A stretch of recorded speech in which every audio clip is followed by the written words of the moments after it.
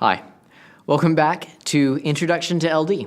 Today we're going to talk about constructing your own cases. This is a really exciting new part of the course. Let's not waste any time, let's jump right in. I want to begin by sketching a vision, if you will. Not a vision I had, a vision for how you might develop your cases and what it might give you. Lots of debaters, especially debaters who sort of just started Lincoln-Douglas debate, take a case from a source book or from someone else. If you don't know what a source book is, ask someone in your club, they'll know. But they'll take someone else's case, something someone else has written, and they'll just sort of use that as theirs. And that's fine, there's nothing wrong with that, especially if you just want to sort of start debating, which I think there's a lot of use in that.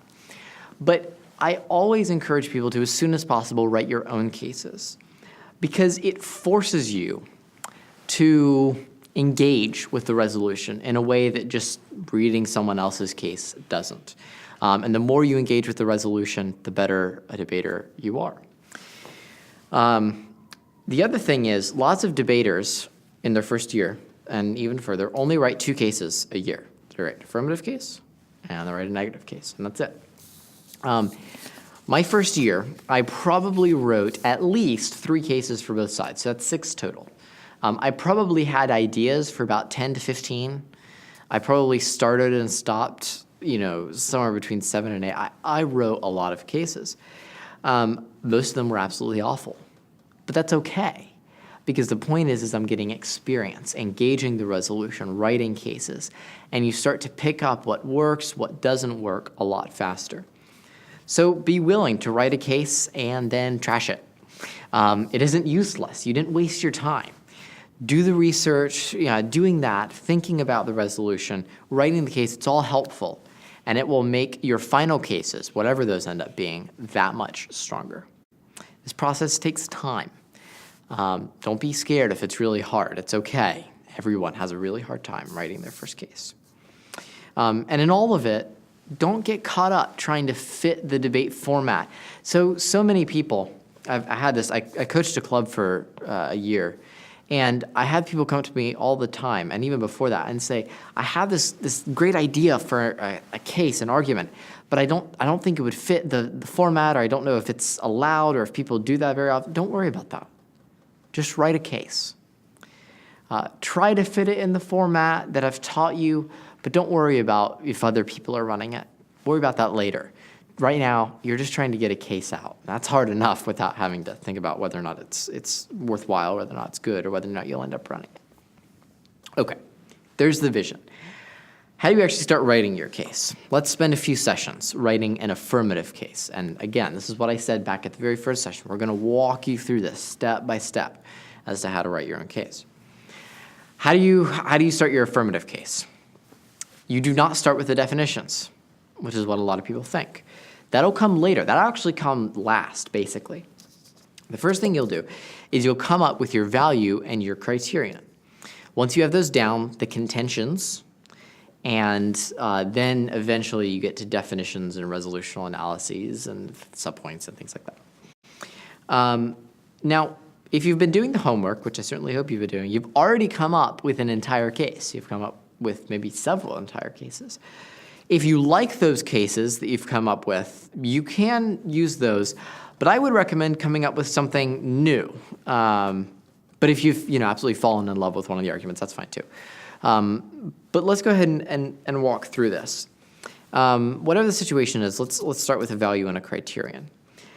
You have to come up with a value first before you can come up with a criterion. If you're having trouble doing this, or if you had trouble doing this earlier in the course, look at it this way. Imagine some random person came up to you and said, why do you think the resolution is true? Prove it true to me. What would you say? So let's go to our pretend resolution. Resolved. When in conflict, governments ought to value safety over liberty. Someone comes up to me and says, Chris, why do you believe the resolution is true?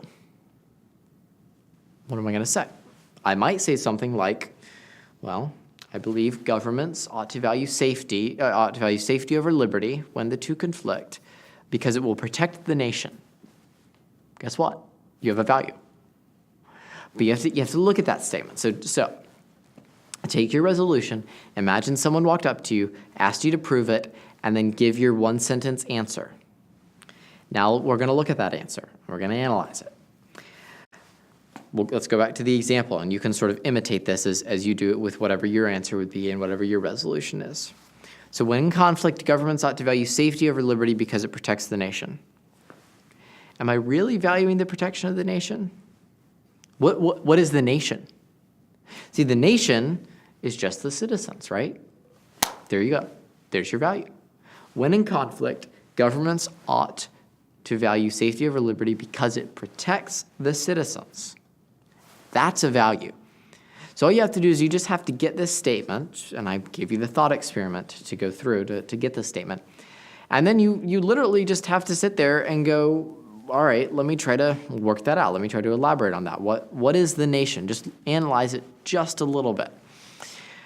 All right, we're going to stop there, and we're going to go real slowly through this because this is a difficult process.